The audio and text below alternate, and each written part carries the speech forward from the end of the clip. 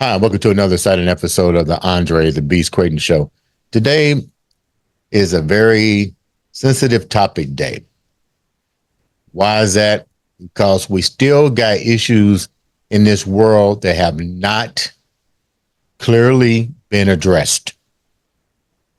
However, with that said, there are individuals, the unforeseen heroes, the ones that don't get the accolades, the validation for the work that they do behind the scenes to make a difference in not only their community, but throughout the world.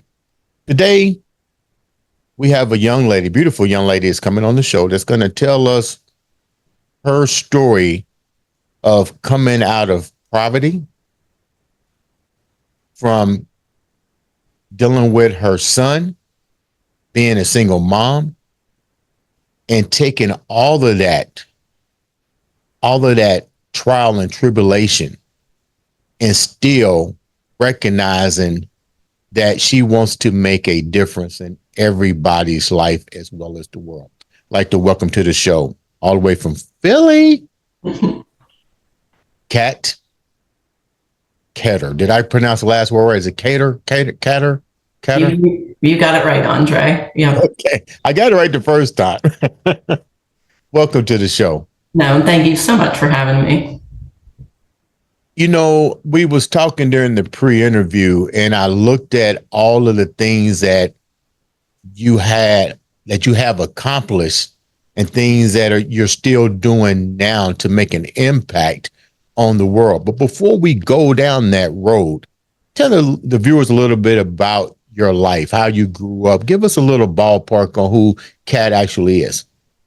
Yeah, so I was raised by a single mom, grew up in a low-income neighborhood. So today the work that I do is a lot of the same. The issues that I'm helping people with is the same issues my family had. How do we afford food and keep the lights on and things like that? So it was really the way that I was raised and how hard my mom worked as a single mom. And I didn't necessarily want to go down that path, but guess what I did? I also became a single mom myself.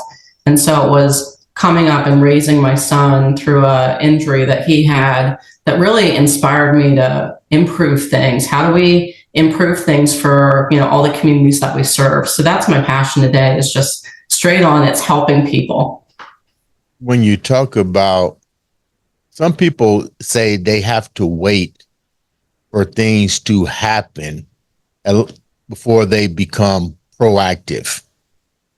You was already doing things prior to your son's situation because you start recognizing the need of change. What were some of those things that was happening prior, before you became a single mom, that you started doing? Because, like I said, your resume is pretty deep. You had to be proactive long before you became a single mom. Yeah, and I love what you just said, because life is happening all around us. And I think too often we take a back seat, or we watch what life is like for other people, and we're sitting on the couch wondering why life can't happen for us. And so, I think about the grains of sand in an hourglass. We only have so many of those grains of sand. And so, that's kind of my outlook on why I'm trying to make the most of every single day. But, even before that, I kind of understood what my mom was trying to do. And even though we were what you'd probably say poor, we qualified for food programs, but she was a prideful woman, and, she didn't want to apply for those things. She would barter at Christmas time with other artists to, be able to give back to the community. So even though we were poor, the other thing about it was that I didn't recognize that we were, in a disadvantaged position. My mom worked from home so that we wouldn't have to be latchkey kids. And, it was really the way that my mom raised me that set an example of always giving back, of trying to adjust people's crowns behind the closed door, as they say. And, now it's trying to figure out, how do we educate that next generation that's coming up to be servant leaders too? You mentioned your mom, and it's funny that you talked about being young and not realizing that. I don't even like using the word poor. I just call it, maybe we didn't see the same opportunities as people that we may have came in contact with. But was your dad involved in any of your upbringing? No, so my dad left when I was about a year old, divorced my mom, didn't have a great relationship for most of my life until I became an adult. And we have a fantastic relationship today. So, my mom was really navigating things on her own back then. And this is kind of, I think I can ask you this fairly. What is it like when you grow up as a female in that type of environment with the mother that you see doing these things? You're not recognizing the disadvantages because you're still a child, and most of everybody is on the same playing field with you. So you don't recognize that until you're forced to be in another situation that forces you to elevate. Then you realize, wow, I didn't have this, I don't have this. But to go back, you said you and your father now have a great relationship. How was it without him being there? How difficult was it for you to form a relationship with your father? And did that have any disadvantages for you becoming as a single mom? Because I'm a firm believer there takes both individuals in the household, but that's not always the case. But a lot of times we hear it in our generation, our people of color, that there's usually either one parent household. What's your take on that, and how did that affect you? Yeah, I mean, my dad was there, I'd say, transiently. So every holiday or a birthday, he was there. I mean, he's always been a great supporter of mine, which I think is what really is important, is that, you have a love from your parents and vice versa, and that you have their support. And I've always had both of my parents' unconditional support in kind of everything I did. How did it affect me? I still have my dad's traits inbred. So, my parents they worked at the telephone company together, which makes sense because today I'm in, the customer service kind of arena. But, it was like my dad's strong sense of himself. And I went to the office with him, a couple times as a kid, not very often. That I was like, oh, I want to work in an office someday. But there was a lesson that stayed with me. And at one point, my mom, at probably like 8 or 9, my mom said, I just want you to know that as a woman, you need to find your way in this world without depending on the financial support of a partner. And that really stuck with me. And that allowed me, even as a single mom, to have the power of choice. And I talk about that a lot, is being able to choose a relationship that's solid versus having to choose a partner because you need them to help pay the rent or the groceries. So it was those lessons from my parents that really stuck with me. And over time, as I became late teens, went to college, I had a better relationship with my dad. But, I knew that I always had his support from the get-go. So that's kind of what I would say about how it affected me. And I kind of impart that lesson to young women today, is make sure that you have your own voice, make sure that you do have something that brings you joy, and make sure that you're able to financially provide for yourself. When you're talking to these young women, the next generation, how many of them are stuck in that Cinderella story of the knight in shining armor, and how many of them that, since you dealt with them, really was never taught how to be independent? Yeah, I mean, I think that's true. I think, we grow up as little girls thinking that there's this storybook that's going to unfold. And unfortunately for me, that storybook didn't unfold in the way that I thought it would. So, when I talk to these young girls, it's most importantly having confidence and self-esteem. Even if you can't have this designated career, your own stream of income, it's having enough confidence and belief in yourself that you can see that future. You can, if you're in a bad situation, you can see the exit plan. And there's a lot of young women who come to me and say, hey, I'm in this relationship or this phase of my life that I don't really want to be in. Well, okay, now we have to come up with an exit plan for you. And that might take a while. That could take a year. It could take 2 years. So I think the most important thing is when I'm working with young women is just instilling, let's build the confidence that you have in yourself, because that's going to take you to do everything else that you want to do. What are the age groups that you're dealing with that you mentioned they get involved in these toxic relationships? They don't have the blueprint or the groundwork to actually be self-dependent and self-reliance on themselves. What's that age bracket that you're dealing with that you see a lot of this happening? I'd say late teens to early 20s, and even in Philadelphia, we're seeing an increase in young teens being pregnant, 13, 14, 15. And, it's touches your heart to know that they may be going down this path and in a similar situation. And, even I was that single mom that I would have to say, am I going to buy formula or am I going to keep the lights on? And, so when I'm talking to these young women, it's really thinking about what is the picture like. I think a lot of women are interdependent on that partner, but being able to have, even if it's not the full household income, being able to have a side hustle or something that, you do have a little bit of independence. But, the way in which I think society has shifted is, it was get married young, have babies young, worry about the career later. I think now I see far more women thinking about the career earlier, where, I'm seeing some women saying, I want to go to college right away. And then after college, I have this other plan. And that's fantastic. But I think in trying to solve the problem of poverty, there's still a lot of those discussions that need to be had about, looking at the bigger picture of your life. Speaking of poverty, we now live since the time period of COVID, we've seen inflation hit the rocket, where even an actual place to live is becoming really unattainable. Let's be real. The work must be cut out for you to even address the little small necessities.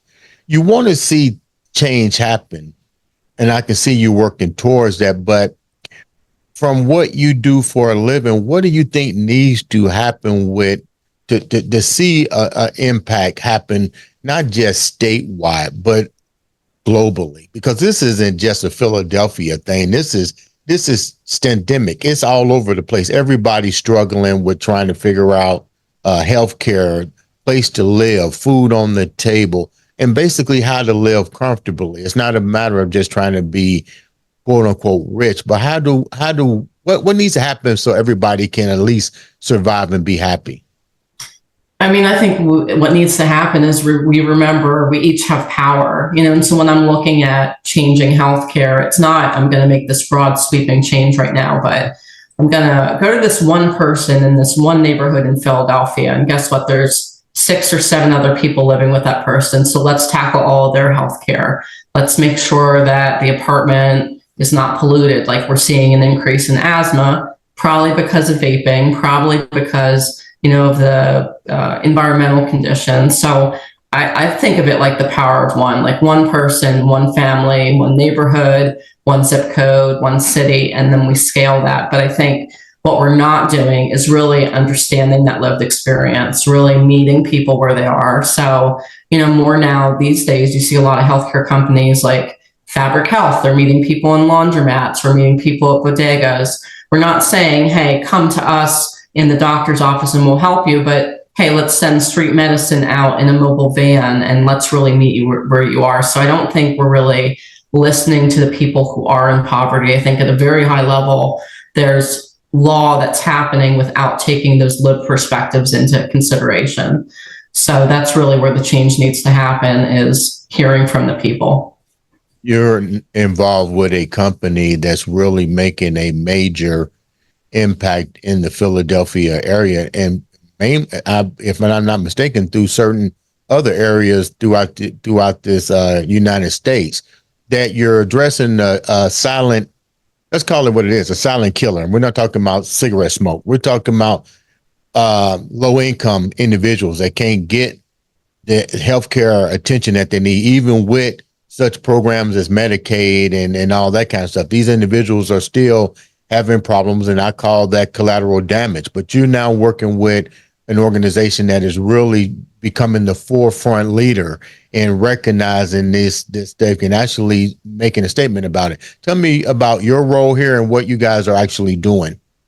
Yeah, so I'm the Associate VP of Member Engagement for Jefferson Health Plans. We're part of a larger integrated Jefferson Health system, and pretty soon we're going to be within the top 15 nonprofit hospitals in the country.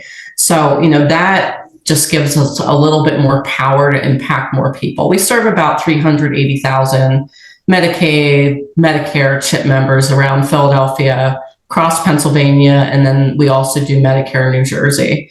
So what my team is doing is really engaging people, again, that model of where we are. So during COVID, we saw a lot of people calling us if they had a problem, but now they're saying, hey, I want to see you face to face and I want to meet you out at this location. So what we did as a pilot is we placed a couple navigators in health clinics and said, hey, if you're uninsured, if you're underinsured, you can call us, you can email us, you can see us at one of these locations. And so now people are walking in and saying, not just I'm uninsured and I don't know how to navigate the system, but my mom is, my grandmother is, my cousin is. So helping all of those people get insurance, and then they don't have to pick us as a plan. So they can pick any plan that best suits them once they kind of make the applications with us. And then we're helping them with things like LIHEAP for the heat. We're helping them with electric, with SNAP, with food stamps, all those government programs that I think right now there's also a big stigma, both for those who are legal citizens of the country, and then there's a large swath that are not legal citizens, and then there's a stigma with seeking care. I don't want to be reported to immigration. So, my team really works from their hearts with compassion and saying, we just want to help you.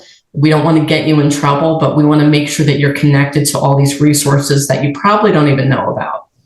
How difficult has your job become with the immersion of the illegal immigrants being undocumented, but still, with that set aside, no matter what the situation is, they're human. Mm-hmm. They're here for a reason. It's not my role to say you can come here or you can't come here. You're here. No more different if I was in another country and I'm sick and needed something. I would expect for humanitarian efforts to still be put out just because we are human. How has that affected you guys, and what have you guys done to address that without getting any backlash? Yeah, so we have a refugee medical center underneath Jefferson where we service mainly refugees that are here seeking asylum. And, you put the politics of immigration aside, it really is, hey, we have a duty to care for people. And I think, that's really what we're doing well is, we're helping different populations access care, figure out, maybe you can't apply for insurance, but your children are eligible, underneath you. So I think, again, reducing that stigma of applying, but, we're really delegated to certain types of care like that, LGBTQ care for, again, our immigrant population. So, like you said, it's really a humanitarian effort. It's really, we do what's right, even when it's difficult. And when you can put that person or that patient at the center of what you're doing and put the politics aside, that's when you're really making that difference. I had no idea there was a special care for the LBG community. What is that? I never even heard of that. That's something new to me. Yeah, so we also have a primary care clinic that just serves LGBTQ and primarily older adults that identify. So making sure, again, there's cultural competence involved, and they have this safe place where they feel like they're going to get equal care. They're not going to be judged, whether that's by a provider or that's someone sitting in the waiting room. So that's really what Jefferson is doing well, is understanding the needs of different communities and saying, hey, we're going to be the first to step up and make sure that you're taken care of. Your son was diagnosed with a situation.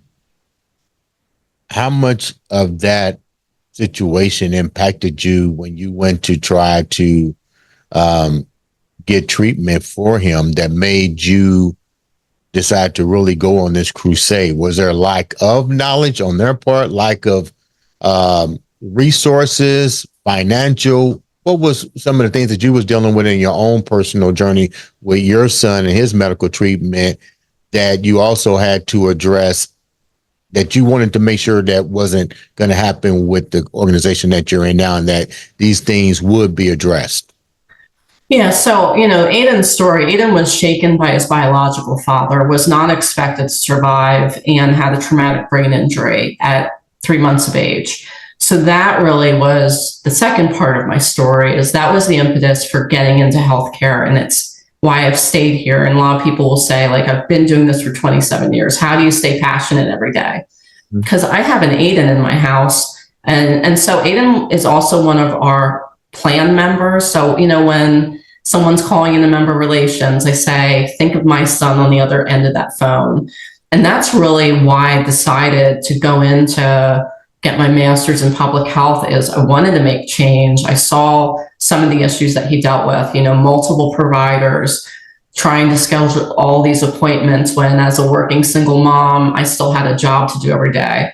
And that's the difference, is what I bring is, like, I'm the health plan associate VP, but I'm also the member of or the mom of one of our members. So, I don't answer phone calls. I don't answer text messages. I throw out the postcards, but I'll go into the member portal when it works. So I think having that different insight into how members really get care, it's changed the whole trajectory of what I wanted to do with my life.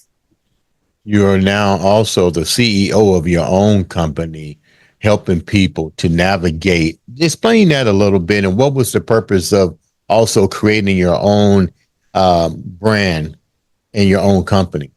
Yeah, so in 2022, I brought a diversity mentor program to the health plan, which paired anyone of any level with an executive mentor for a year. And out of that and many more conversations, I saw there's really a gap for our younger professionals, those 20-year-olds, 30-year-olds that are entering the workforce, and they don't know how to get to that next level. They know they want to get there, but maybe it's their professional presence that is posing a problem. They might not know how to speak in a meeting. They might not know how to self-promote. And so in 2023, I started my own consulting agency where I help people navigate, whether it's the career, it's public speaking, it's speaking on national stages, getting those next level opportunities, because it's really all about how do people unlock the best versions of themselves, and how do they also get out of their own way? So, part of mentorship is just being able to see something from someone else's perspective. So that's what encouraged me to kind of develop my own consulting agency. What are you running into more with your own consulting agency? Like what categories seem to be the most prevalent that people are coming to you saying, I need help here with?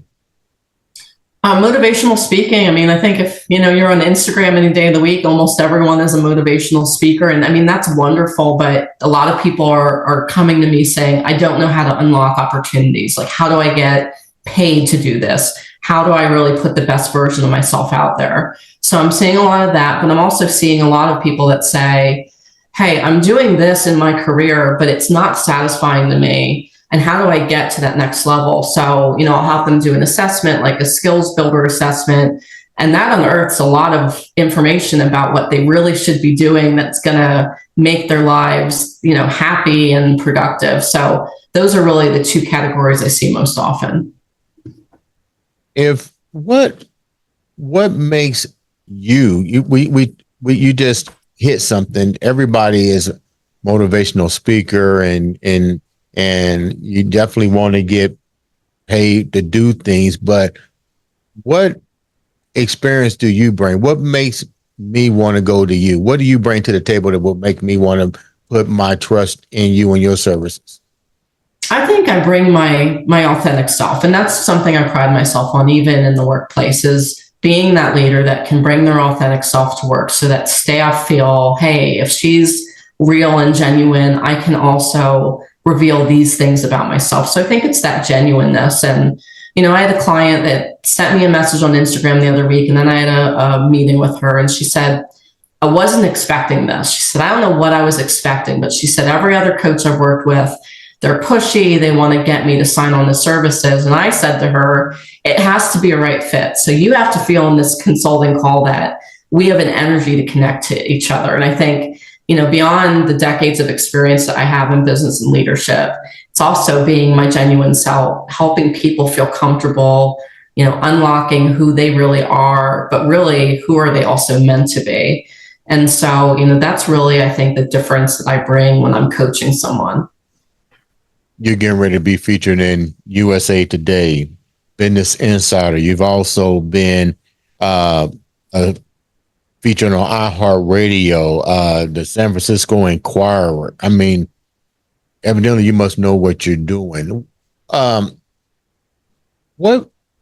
so many accolades? I mean, what are these people seeing in you that's drawing attention? Again, I think when I'm on stage, and I've done a number of, I think I'm doing, 8 or 9 keynotes this year in different cities and mainly healthcare conferences, but all types of, conferences. I bring that authentic self. I'm a master storyteller at heart. And, when young people ask me, what are the 2 skills I need? You need to be a storyteller and you need to know data and you need to know how to tell the story of that data, to your supervisors and your leaders. So I think when people are booking me and, there's all different topics, sometimes I speak on mental health in the workplace, employee satisfaction, customer service. There's an element of that storytelling, but I also blend that with scientific facts. And so, it's not just me going on Instagram being motivational. It's also blending that with actual factual research. And I think that's what kind of sets me apart from other speakers. And, that's why I've been featured in some of these national publications as well, is just blending my genuine nature with storytelling and scientific facts.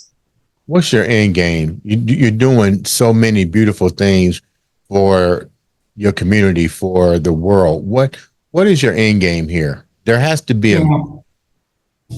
It's a great question. So when we think of like that, those grains of sand in that hourglass, I only have so many of those grains left in my career and then in my life. So it's legacy. If I die tomorrow, I want people to say, wow, Kat really cared about people and she took care of her employees and she was a great mom and great partner. So it's really that legacy. And so now, I'm in my 40s now about teaching that next generation. And, that's part of why I do coaching and mentoring. It's not just for the financial incentives. It's also because I'm now working with 20, 30-year-olds that they are going to be the future. And so imparting the skills that I've learned and the lessons that I've learned. So, it's legacy. I think we have all those tangible things that we want to do. When I retire, I want to travel more and I want to have a consulting agency that's really productive. And sure, would I love to be on, the Today Show and, all those accolades that we think are tangible, but the intangible is I want to leave a legacy that people remember and that actually changes both healthcare, but also the communities. How can the viewers reach out to you? So it's Kat Ketter Coaching on basically all platforms, Instagram, Facebook, TikTok, Threads, and my LinkedIn is Kat Ketter. Kat, do me a favor. You definitely got that beast mindset. And I appreciate you taking time to come on here and share such a beautiful story, providing excellent information. What keeps you going every day? Seriously, you said something that I like. When you're working, it's not work. You love getting up, doing what you do. What keeps you in that beast mindset to keep going? Yeah. So the thing I want to leave you with is you only get to do this once. You only get to do this life once. There are no do-overs and you don't know when that once is going to be gone. So, every morning I wake up thinking, how am I going to impact things today? And, I've had some of this since I was a kid, just ingenuously in me. But I think you only get to do it once. Life is not as long as we think it is. It's actually really short in perspective. So live to the fullest. Don't be fearful of things, and just go out there, put yourself out there. And that's really how you become successful. Kat, thank you once again for coming on the show, providing such great information. Keep making changes to your city, to the world. Ladies and gentlemen, this has been another exciting episode of the Andre the Beast Crayton